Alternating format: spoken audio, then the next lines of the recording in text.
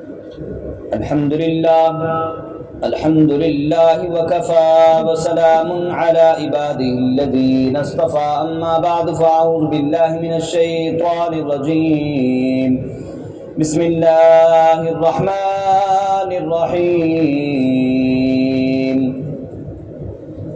وهل أتاك نبأ الخصم إذ تسوروا المحراب، کیا آپ کے پاس خبر آئی ہے جھگڑے والی کہ جب وہ داخل ہو گئے محراب کے اندر چھلانگ کر، اذ دخلوا علی داؤد، کہ جب وہ داخل ہوئے داؤد علیہ السلام کے پاس، ففزع منہم قالوا لا تخف، تو اچانک داؤد علیہ السلام گھبرا گئے کہ یہ کون آ گئے اچانک، تو انہوں نے کہا لا تخف، نہ ڈریے، خصمان بغا بعضنا علی بعض، کہ ہم دو فریق ہیں، ہمارے ایک فریق نے دوسرے پر زیادتی کی ہے، کوئی ایک معاملہ ہے، فاحکم بیننا بالحق، آپ انصاف کے ساتھ ہمارے اندر فیصلہ فرما دیجئے، ولا تشتت واہدنا الی سواء الصراط،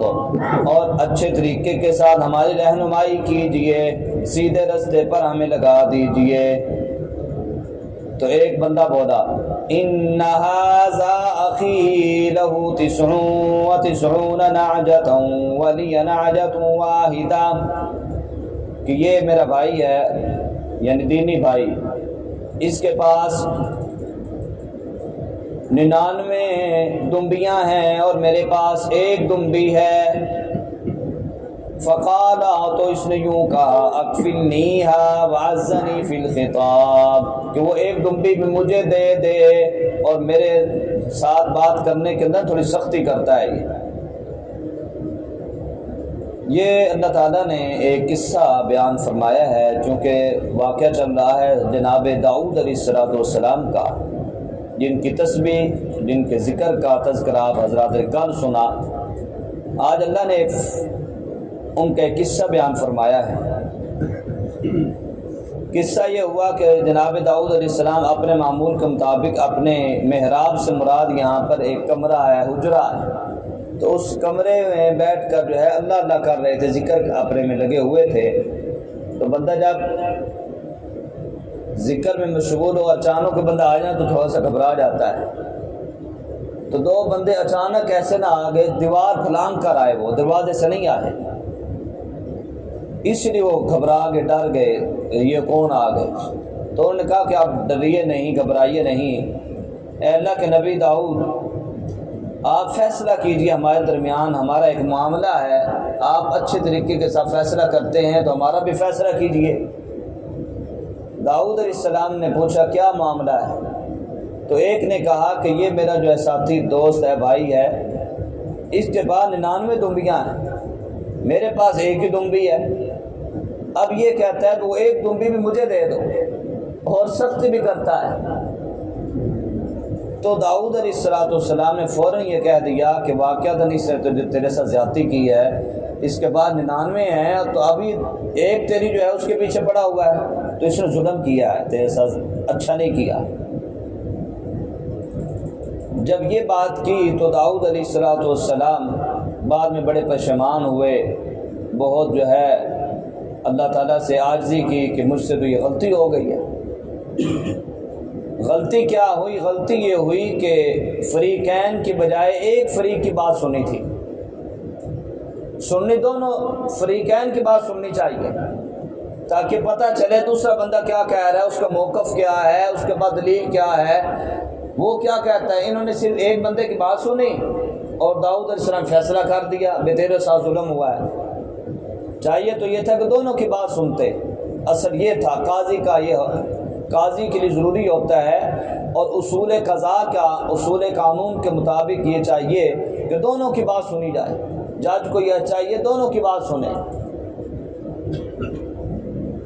بعض بندے نا ایک بندے کی گفتگو سن کر نہ فیصلہ کر دیتے ہیں، عام ہمارے معاشرے کے اندر بھی یہی ہوا ہے، کسی نے آ کے بات کی نا فلانا بندہ اتنا ہوا، یا اس نے ایسے کیا یا اس طرح بات کی، ہاں ٹھیک ہے جی، ہاں اتنا ہی، یعنی بغیر تحقیق کے جو ہے ہم آگے بات کہہ دیتے ہیں بھی فیصلہ کر دیتے ہیں.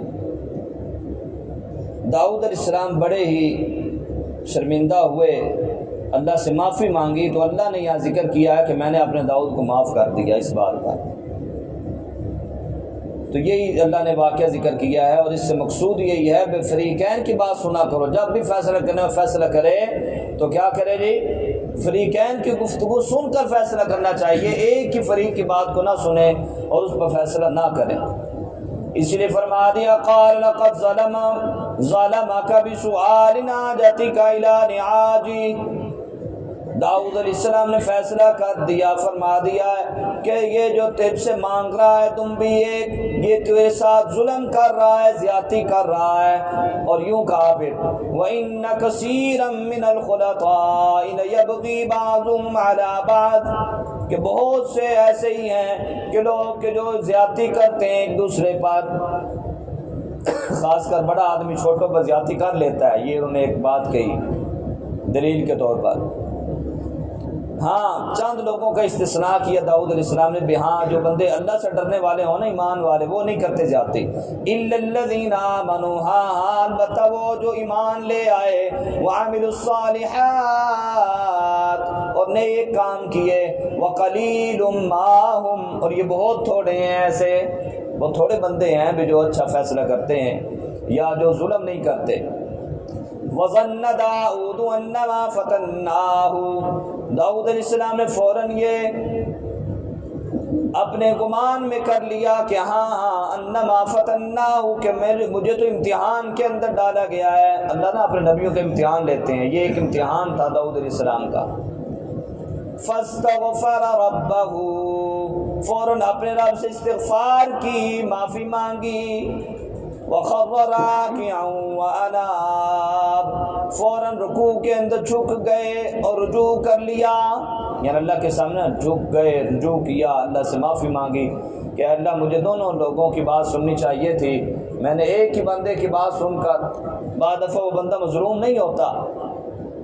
ایک بندہ آپ کے پاس آئے نا اور کہ یار فلانے بندے نے میرے ساتھ زیادتی کی ہے، تو ایسے ہی بندہ نہ کہتے بھی ہاں، مظلوم کی بات بھی سننی چاہیے، اور جس کے بارے میں وہ کہہ رہا ہے کہ اس نے ظلم کیا ہے اس کی بھی بات سن لیں، دونوں کی بات سنی جائے، پھر فیصلہ ہونا چاہیے. اللہ فرماتے ہیں جب میرے داؤد نے میری طرف رجوع کر لیا، مجھ سے معافی مانگ لی، میرے سامنے جھک گئے، عاجزی کر لی، فغفرنا لہ ذالک، تو اس معاملے کے اندر ہم نے اس کو معاف کر دیا.